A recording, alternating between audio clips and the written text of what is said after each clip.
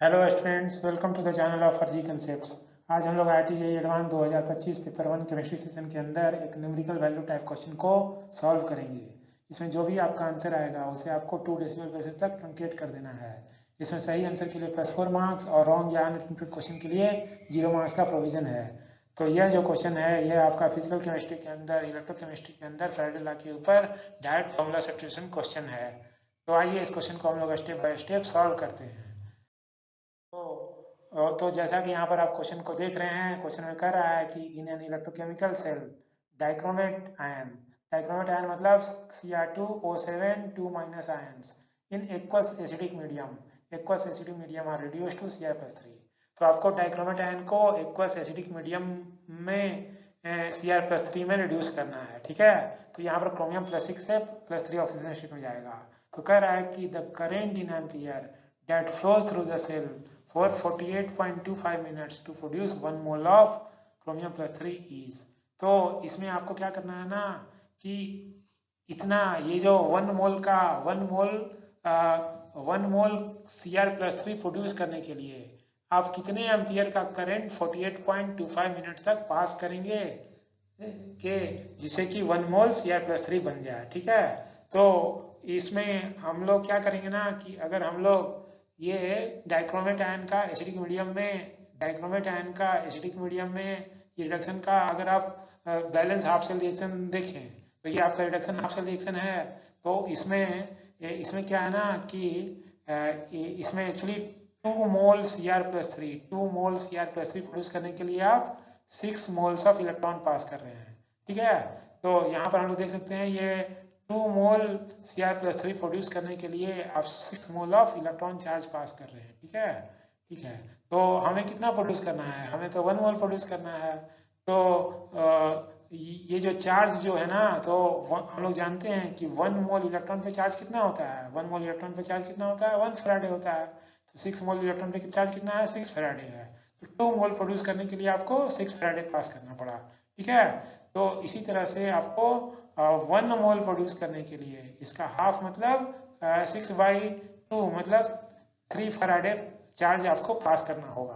तो यही चार्ज का मैग्नीट्यूड है। ठीक है, और जैसे ही आपने चार्ज का मैग्नीट्यूड पास ये आइडेंटिफाई कर लिया तो हमें क्या फाइंड करना है? हमें करंट फाइंड करना है।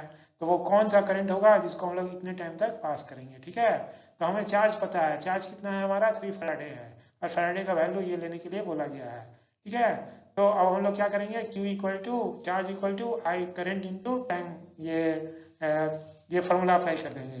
तो यहाँ चार्ज हमें कितना पता है? चार्ज हमारे पास 3 मोल इलेक्ट्रॉन पर का चार्ज, तो मतलब 3 फैराडे चार्ज है। तो यहाँ पर अगर हम सब्स्टिट्यूट करें तो 3 मोल इलेक्ट्रॉन था और 1 फैराडे पे कितना चार्ज होता है?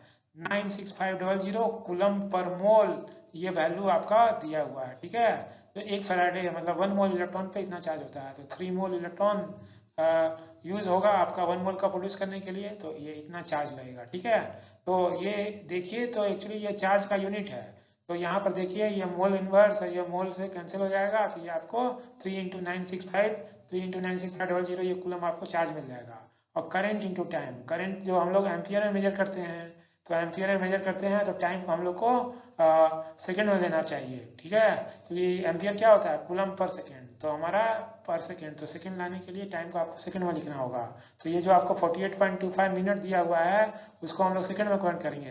तो हम लोग जानते हैं कि 1 मिनट में 60 सेकेंड होते हैं, तो ये इससे मल्टीप्लाई करेंगे ये यूनिटरी फैक्टर से। तो क्या होगा? ये मिनट मिनट कैंसिल हो गया और ये जो 60 से मल्टीप्लाई हो गया। ठीक है, तो यही हमारा ये इक्वेशन आ गया। तो ये हम लोग आई का वैल्यू, तो इसे अगर हम लोग सॉल्व करें तो हम लोग आई निकाल सकते हैं। तो यहाँ देखिए ये मोल इनवर्स को मोल से मैंने कैंसिल कर लिया है। तो यहाँ लेफ्ट हैंड साइड में कूलम बचा है और राइट हैंड साइड में आपका सिर्फ सेकंड यूनिट बचा।